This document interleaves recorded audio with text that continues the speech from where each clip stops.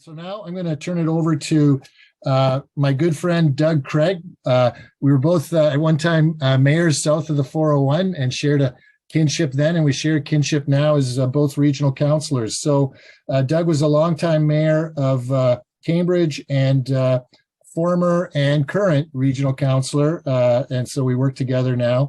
And Doug, you've had a lot of experience with an amalgamated community of your own. And of course, working within the region. So I'll turn it over to you now. Thanks. Well, thank you very much. I've got some slides to put up, if I may. That's it, yeah. And I come back to what Deb has been saying and some others have been saying about collaboration. I think that's the answer. You know, we talk about amalgamation. This has been going on for 20 years. And quite frankly, I feel very strongly that it's been clearly indicated that the amalgamation in terms of saving monies, as an example, don't save money. And we have people like Andrew Sankton, Robert Bish, Harry Kitchen, Wendell Cox, Michael Keating, Paul, Richard Tyndall, all of these academics who have clearly come out and stated that let's move on and amalgamations don't work. And I think if we want to look at something, let's look at Toronto as the crown jewel of the argument that was supposed to save $350 million by a report done by KPMG. Then it was reduced to $150 million a year. And then they were given some transitional fees after a while. That went on. And then they ended up, I think it was 6 weeks ago, they got $200 million gift given to them with regards to the help buy down their budget. So that's part of what went on. All right, crises. Okay, we'll go there. So, you know, really, I think we got to move on from all of this. So in the region of Waterloo, let's look what's going on. We have affordability issues, we have addiction issues, we have homeless issues. And so what is the response we get?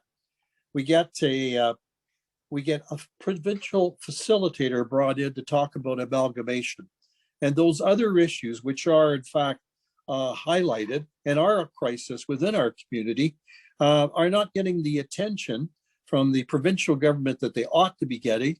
And we're not getting the support and help we need with the homeless and the addiction issues in particular.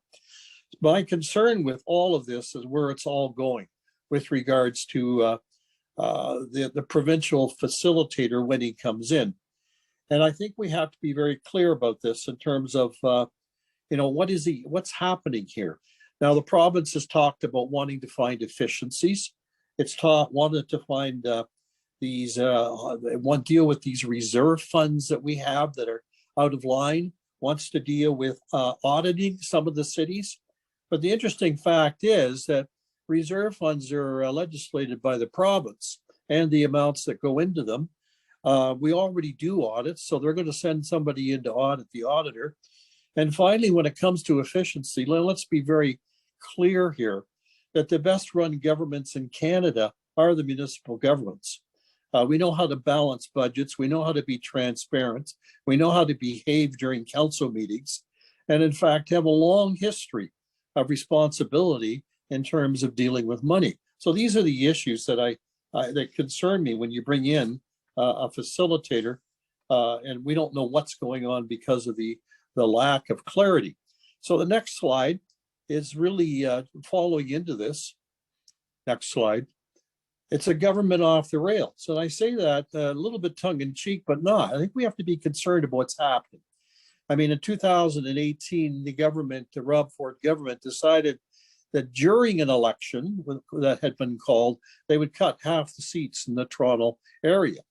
Then they went on and they didn't like what Mr. Del Duca was doing as a chair, seeking the chair in the regional York region, and they got rid of the chair. Did the same thing to Patrick Brown in the Peel region. And so what you have is this mixing of petulance with good government. And we need good government and we need good leadership from the facilitator that's coming in. And I have concerns about this government and where it's heading. So next slide, please. So what are we to expect from a one-man show? and the facilitator will come in. The Palmer Commission that Ken Sealing mentioned in 1979 came in to review the region of Waterloo and how well it was doing. They took a full year. They interviewed every councillor and mayor. They had 13 public meetings. They did a research with a bevy of backup people to look into all the aspects of local government. And at the end of the year, they published a 348-page report. We're not going to get that. What we're going to get is an opinion piece from someone who doesn't live in this community. And I have a lot of concerns about where this is going. And I think we should all be concerned. Moving on, do amalgamations save money? Well, of course, again, I think I've already answered that. And are less politicians good for our political health? Some people would say yes, but this has always been a hot button issue that's always been pulled out and used as a sort of an expedient way of moving on into amalgamation about some of the benefits. But you have less politicians, you have less access into the system, you have more reliance of some politicians that are elected having difficulty dealing with the overall budgets and demands, and you find that the bureaucrats will take over parts of that with regards to more influence than they ought to have. And that's part of the problem I think we have with regards to the situation that we are facing coming into this facilitator period. Next one, please. Next slide. So we have a global perspective. And so the metropolitan areas, and we live in a metropolitan area. It's composed of 3 cities, 4 townships. It's the census metropolitan area. There are a number of these designated throughout Ontario and Canada. And the region of Waterloo is one, like I said, with 3 cities, 4 townships. And the good thing about this, from my perspective, and I'm a bit of an Andrew Sankton disciple here, and that is the fact that it gives you public choice about when you move into this region. All the cities are different in terms of what they offer, in terms of services, in terms of tax rates, in terms of different environmental aspects that they may be pursuing, along with the township. So when people move in, they have a choice of 7 different places to move, all with differences that all have appealing aspects that give everybody who wants to look at the region of Waterloo an idea where they would like to move. They also benchmark against each other. And we did this often in terms of taxes, benchmarking against the other municipalities, how they were doing in taxes, benchmarking with regards to different service levels we were providing. All of that was done. And I think that was one of the interesting things that kept taxes lower. And I think one of the things that kept people more engaged with regards to what we were doing in this particular area. So I think that when we look at metropolitan areas, we have to look at, first of all, why would you want to amalgamate the region of Waterloo? When you come right down to it and you see, when in fact, how successful it has been. I mean, it's successful in terms of the tech industry we have here, which really has reached a peak in North America. The diversity of businesses we have here makes it almost recession-proof. The fact that it has one of the lowest employment rates in Canada, and the fact that the Conference Board of Canada just stated that the region's GDP will grow by 1.5% and up to 3.5% in the next couple of years, and out of 18 out of 21 years has outperformed the province. So what are we improving here? What efficiencies are we looking for when we actually live in a top-notch regional community? Now, you come into metropolitan areas in the United States, and I do this for a particular reason, because not everybody believes in amalgamations. The last amalgamation that took place in the United States was in 1898. That's over 100 years ago. And what they did from that point on is they kept their metropolitan areas and they lived within those boundaries. You look at the United States, it's the leading, and I think we can all agree with this, leading economic country in the world in terms of economics. It has a great academic, and scientific leadership in the world. And these are the things they've done, and they haven't done it with amalgamated cities. Go to the next slide, please. So here we have a number of cities. I'm starting at the top with San Francisco, got 6.7 million people. There are a number of counties are 9, and the number of municipalities are 90. So that area, in fact, functions, and it functions well. And it has places like San Jose and the Silicon Valley, things like that. You move on to Philadelphia, you got 5.9 million. You have 13 counties and 230 municipalities. And here we're complaining by some people in the region of Waterloo that we got 7 different distinct communities, and oh my gosh, what a terrible issue that is. And if you look at other municipalities, Boston being one of my favorites, 5.8 population, 10 counties, and 12 counties and 282 municipalities. And they all function with intermunicipal agreements. They all function working together, and they all function on a level of that is comprehensible to people that live within those areas, within their municipalities.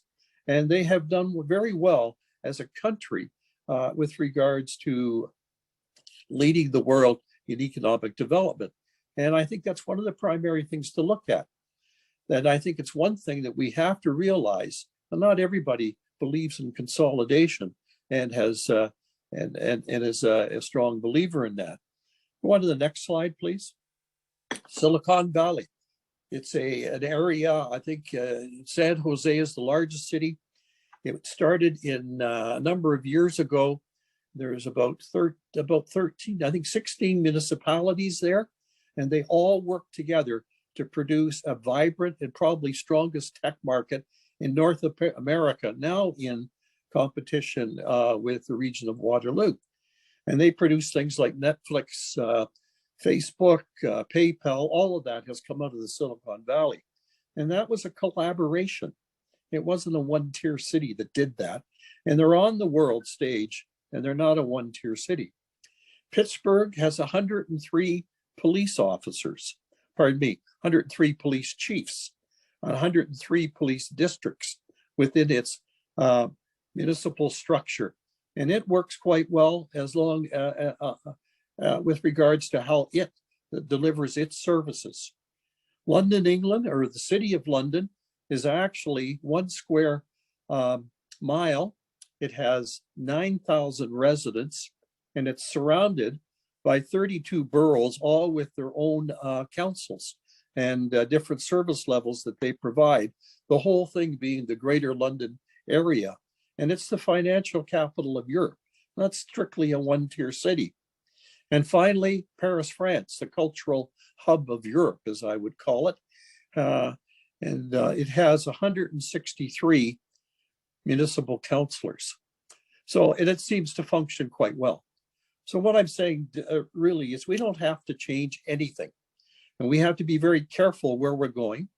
We have to question the facilitator in terms of what he is going to provide with regards to documentation for anything that he decides a direction we should be heading in. And we have to be very cognizant of the fact that the world is not all one tier, and in fact has produced some great results, as I've tried to point out, both the United States and parts of Europe. Have the last slide, please. I'm coming to the end, Rob. In a democracy, we have the right to be wrong. I'm talking about the ordinary citizen, and ignore what the bureaucrats, academics, and administration insist is the way forward. We do have that right. And I think as a democracy, and I agree with Deb, that this should go to a referendum if anything comes down. And they won't allow that, but it should go, and we should be demanding it, because that's not the way the provincial government works. But I think in conclusion, the region of Waterloo is doing extraordinarily well. It can teach efficiency to anybody. certainly municipal politicians can teach efficiency to the provincial government, and we can move forward in a way, I think, that understanding the power we have and demanding that we get proper results presented to us, and that a referendum, if in fact we come to that point, be allowed to be put on the table. Thank you. Thank you, Douglas, for your presentation. Very thorough and informative.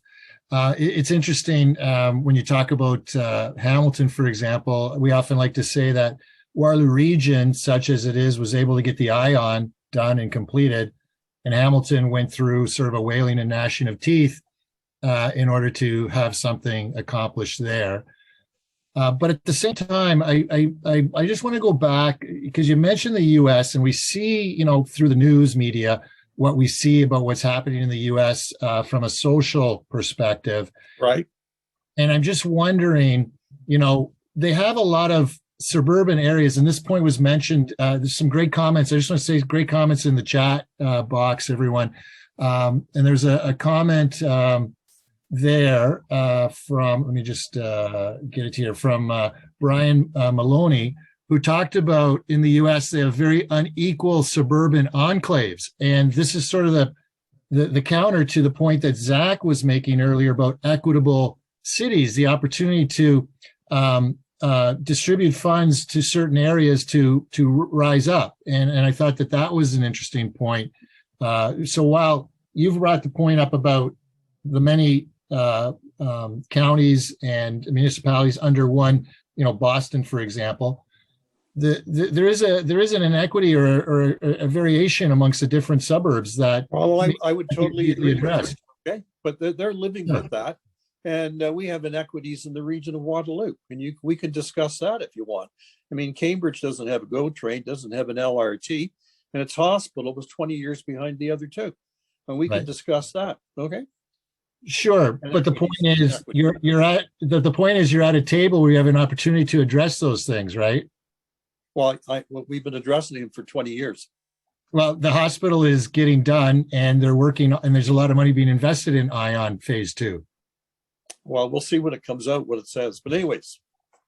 All right, but some good points. I appreciate the points that you've brought up with respect to, and also too, I mean, you were mayor of an amalgamated community. Yeah, it's a very difficult city to govern from that perspective, because everybody is tearing at you all the time about, well, why is Galt getting everything, and why doesn't Hespeler get this? And that was a constant battle, and there never was that kind of concentric force to pull it all together. It's getting there now, but we're 50 years into it. And I can tell you right off the top, Cambridge cannot go through another amalgamation. Be a disaster. Okay. Thank you, Doug, for your comments and points. Much appreciated.